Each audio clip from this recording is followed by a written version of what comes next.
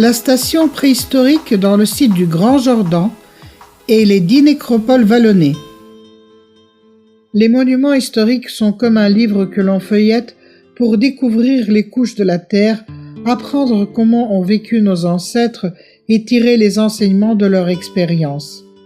La terre de la région de Smiadovo nous raconte des histoires d'il y a des millénaires. La fertilité du sol, la verdure foudroyante du paysage, la rivière de Kamtchia, utilisée pour l'irrigation et comme voie de transport, ont attiré les premiers habitants à s'installer sur ces lieux à l'âge de la pierre et du cuivre. Les traces archéologiques témoignent de la construction de la première localité sur ces lieux pendant le 5e millénaire avant Jésus-Christ. Ces premiers habitants, précurseurs des traces, faisaient de l'agriculture et de l'élevage. Plus tard, cette première localité fut détruite pour céder la place à une nouvelle. Cette histoire se reproduisit à plusieurs reprises, formant ainsi une station préhistorique en forme d'ellipse de 7 couches, d'une superficie d'environ 0,6 hectares. La population locale l'appelle Nazlamovata Mogila ou Diadozlatevata Mogila. Elle se situe dans le site de Goliam-Yurdan, à 2,5 km à l'ouest de Smiadovo, où confluent les deux petites rivières donnant naissance à la rivière Smiadowska. Dans les différentes couches de la station préhistorique, les archéologues ont découvert des traces de 25 maisons construites sur le sol d'une forme presque carrée orientée vers les 4 points cardinaux.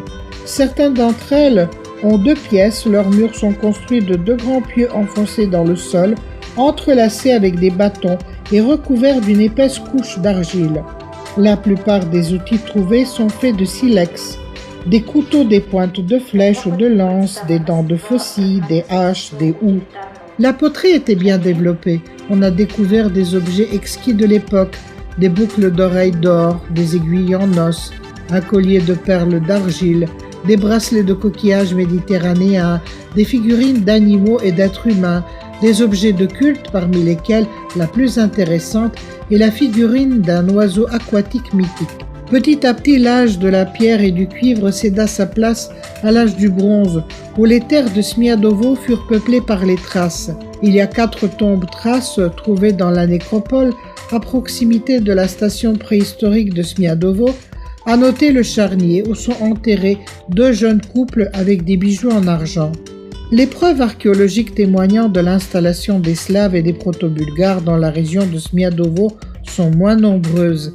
Il y a une nécropole dans le site de Kalouguera, à 3 km à l'ouest de la ville, qui est partiellement étudiée. Les particularités du rite funéraire, les images dans le tombeau et la présence d'une basilique chrétienne démontrent que les funérailles ont eu lieu vers la fin du 9e, début du Xe siècle, immédiatement après la christianisation des Bulgares.